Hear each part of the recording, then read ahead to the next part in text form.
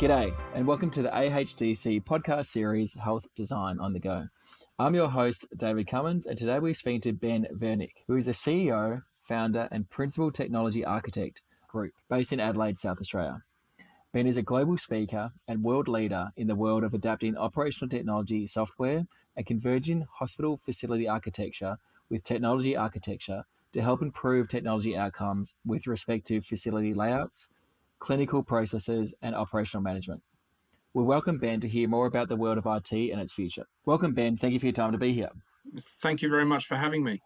For those of you that don't know, you've just done a world trip where you've been lecturing around the world, especially in London at the European Health Design Council. How did that go and what did you talk about? It was a fantastic opportunity that came my way, basically as a result of my participation in the 2022 Australian Healthcare Design Conference in Melbourne. Basically, there was an interest with respect to technology architecture from that initial talk, building layout design. So I participated with 3 other people from Australia around clinical process design and the building architecture design and the nuances of how technology architecture needs to be considered when we are considering clinical processes and the building layout. So for those listening that don't really understand all those words, because I only understood every second word there, in reference to technology architecture, you were talking about how technology works and how it interacts with a hospital and based on the architecture of the technology and how it's integrated, correct?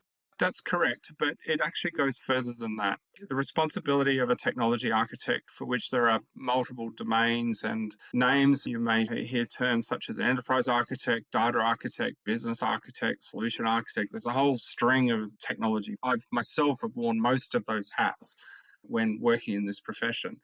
But when we take into account the design of a hospital facility, it's important to understand the clinical processes and how the users interact with the systems and data that they're responsible for with respect to the patient care and the outcomes associated with good patient care. That needs to be factored in with the building layout design.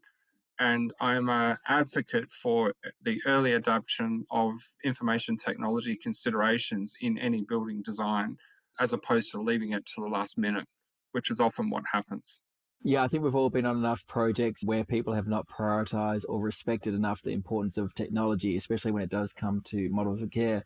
And I'll always prioritize technology as one of the first talking points, but it's very obvious that a lot of facilities, they leave IT to the very end, and then it's up to the phenomenal efforts of IT to try and come up with solutions based on something that they didn't set up. So how important is it to have that conversation at the start, and what are the benefits of that? It's absolutely critical to have that conversation at the start, because the worst case scenario is that a building can be realised and its layout is fixed. It's very difficult to change clinical processes in alignment to the building layout. I mean, nothing is impossible. Hospitals are very expensive projects, and having to rework a building to facilitate or accommodate clinical processes where technology considerations weren't designed usually means that something is compromised. By doing this work up front, we mitigate that risk of shortfalls that the business may not realise until they've moved in and start operating within the facility. We can leverage a number of techniques and tool sets and frameworks to help us model and understand how the clinical business is going to operate within the facility and how that aligns to the application services and biomedical devices and the facility services and systems to make all of that work harmoniously. I think you only need to be on a project where it's been forgotten once, and then you make sure it is the number one priority. But you were mentioning earlier that you've spoken to a few people around the world, especially the European Health Design Council, but it seems to be a global common theme that people talk about IT infrastructure too late. Why do you think people forget about this important architecture so late in the point? Why is there a global consensus where people just don't prioritize it? I think that there's probably a PhD thesis into that question alone. But in my view, I think it comes down to basically cultural silos. Also, hospitals are incredibly busy places, and clinicians are often rushed off their feet and they're not easily accessible through a design engagement process. So, this is where assumptions are made and the right access to the right people may be limited or not possible at all. And then the correct requirements information is not collected, collated.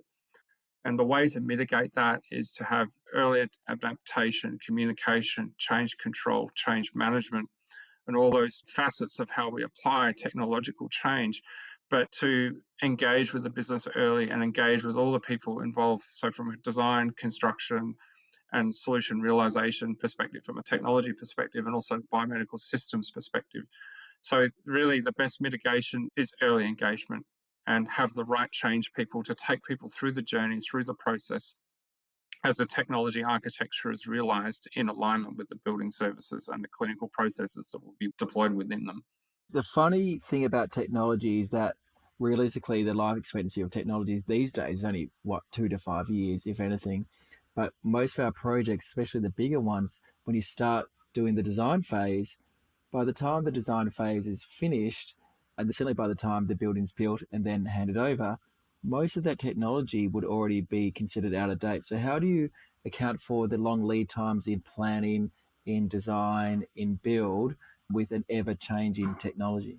A key principle in technology architecture is to leave the procurement decision as late as possible in the process. And in a long project, I worked nearly 3 years on a major hospital project, which was the Royal Adelaide Hospital. That project was more than 10 years, and there were life cycle challenges within that time frame. And that that is known and understood.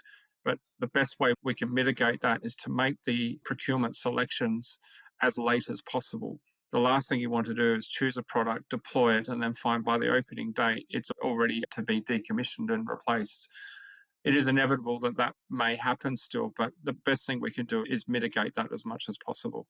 Yeah, it's a really interesting point, and especially when it comes down to operations and maintenance for that technology, where some situations they might actually be out of warranty by the time they're almost commissioned. Would that be a fair comment? Yeah, that often is the case. And in some instances, there's even new technologies that arise halfway through a project that didn't even exist during the inception of the design brief. That's a very real example of where that has happened. The project must accommodate a certain level of budget in its contingency to mitigate that risk. And ultimately, the business can make a decision: do they want to adapt the new technology for potentially better healthcare outcomes? Or will they sweat it out for some sort of duration to ultimately move on from it? At the end of the day, all technology has a life cycle management. And again, during the design process, we can accommodate the life cycle management. It's understood and it's not a surprise at the end of the project or during go live. So, if as long as we understand those life cycles and they're communicated to the right stakeholders and there's budget allocated, we can mitigate that as much as possible. But unfortunately, I don't think it is impossible to eliminate the length that the projects often take, especially for complex, large hospitals. What advice do you have for retrofitting of hospitals? A lot of people talk about these new greenfield hospitals, and like Royal Adelaide certainly was a greenfield hospital, but not every hospital is a greenfield hospital. A lot of hospitals are brownfield with extensions or with refurbishments with technology that is probably decades old. So, what's your advice to how to deal with such old infrastructure and new technology and the importance of connecting old and the new? That's a multivariate question. Again, early engagement. And what I would advise is for a technology architect assigned on a project, working with the builder, working with the clinicians, or working with the building designer or the architect, is to engage early with the information technology department responsible for the facility. And not only that, also the biomedical engineering department, if such a department exists. So that way, the team can understand the frameworks and the reference architectures and data architectures and all the controls and the guardrails, so to speak, of how the business operates. So that way, we can build up a picture of what needs to be acquired and to work with the existing technology as much as possible. We can build a picture up front and not just bring a new surprise where the team is just suddenly expected to react and make that work at the last minute. And then we also understand the change process of the business by that early engagement. With respect to legacy infrastructure, yes, absolutely 100% typical for any brownfields or refit out. Again, everything needs to be considered within its life cycle. And if there's network switching infrastructure or various systems and applications, we have to go through them methodically, work out what the requirements are with respect to the new fit out, and then just make the client aware of the risks and options that they have with respect to each of those capabilities. And it's a collaborative conversation, and we work through what they wish to prioritize, what they wish to deprioritize and leave for a later project, and then what will be ultimately realized when the facility is handed over to the business. With that aging infrastructure in an existing building, when trying to connect with a new building, that would actually cause a lot of problems, would it? With the technology trying to talk to each other, especially when you're talking about telemetry or Wi-Fi or any form of communications, whether it be telephones or medical devices, correct?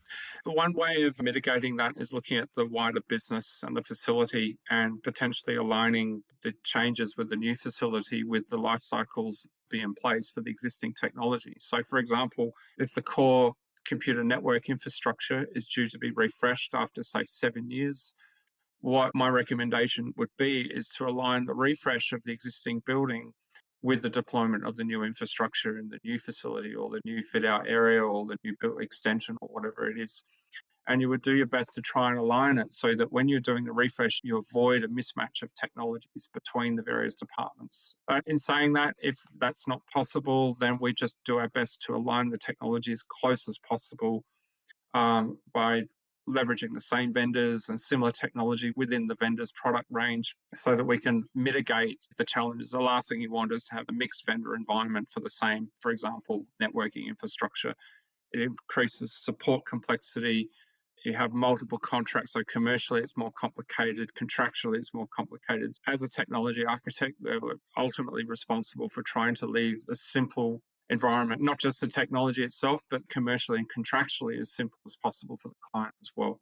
In the introduction, we talked about the importance of stronger and earlier engagement with IT and how it can help with the clinical outcomes for not only patients and staff.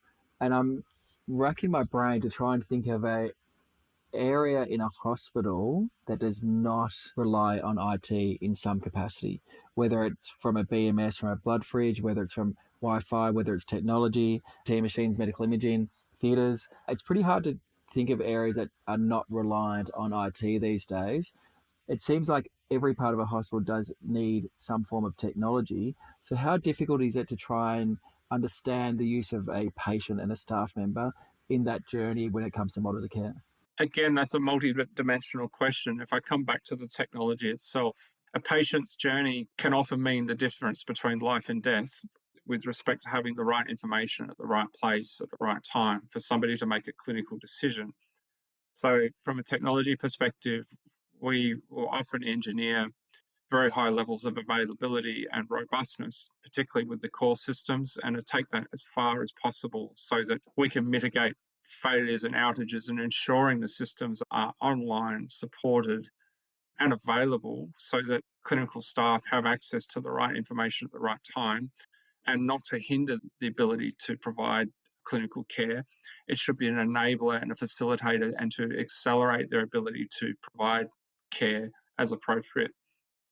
And that is incredibly challenging due to the large numbers of application services that clinicians are often responsible for accessing on workstations and laptops. But not only that, the biomedical systems, they need to be highly available as well. And even the technology architecture will work with the engineering and the facilities systems to ensure that the power services and things like that have the appropriate availability and uptime to ensure that information technology and all the operational building services, such as the BMS and environmental management systems, and even lighting and things like that, are absolutely critical to the operation of the facility. And technology architects really need to be across everything because nearly every single device with a power connection has got a network port on it. Yeah, you're 100% right. And as technology enhances and we change our models of care to be more online, what do you think the future holds for not only in healthcare within the hospital itself, but outside of the hospital? And how do you think the relationship is going to be with models of care when it comes down to patient care in and out of a hospital? One area of clinical care and with respect to the biomedical systems, which is of huge interest for me, and I think there's a fair bit of talk around this, is vast majority of biomedical devices output large amounts of data in relation to how they are leveraged and work with a patient. In a lot of facilities at the moment, the local information provided by a medical device is presented onto a local screen, and a clinician will make clinical decisions based on the information outputted from that machine. I see a huge opportunity here on a patient's journey as a patient, say, moves from an emergency department into an operating theatre.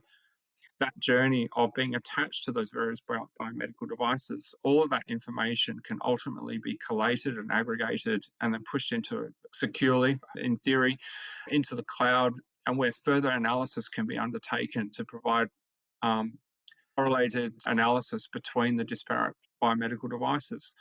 And I believe that there will be new opportunities developed and evolved from that research to, again, make different decisions and that ultimately lead to better patient outcome from the information that's being collated from all the biomedical devices. It also provides an opportunity.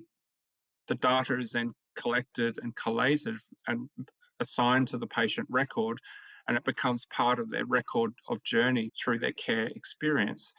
So then the clinicians can have access to that information through that entire journey and then review and research and provide further input if needed to make clinical decisions with respect to opportunities from that data that's being collated.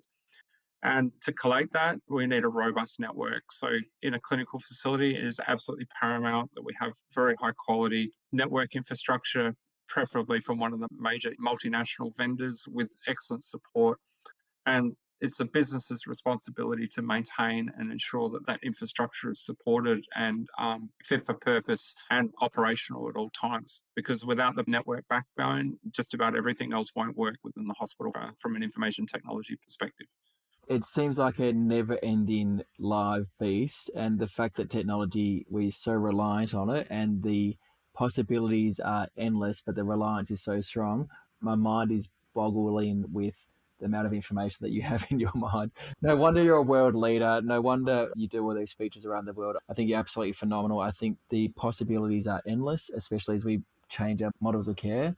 And I think really the take-home message is to make sure that we engage with IT as early as we can to ensure that we do get the strongest and best clinical outcomes, not only for the patient, but for the staff, but also for the hospital and the future. So I just want to say thank you so much for your time. I know you're busy. I know you're still probably jet lagged from your trip as well, but I just think you're very, very fascinating. And I think the more people that listen to your message, the better we'll be. So thank you so much for your time, Ben.